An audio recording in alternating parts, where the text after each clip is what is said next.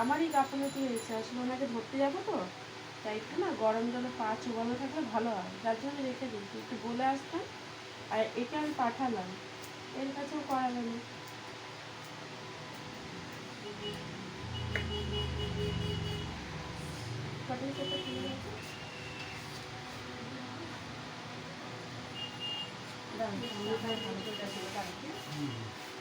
স্বামীটা একটু ছোট করো। হ্যাঁ, আরো ছোট করে দেখাও।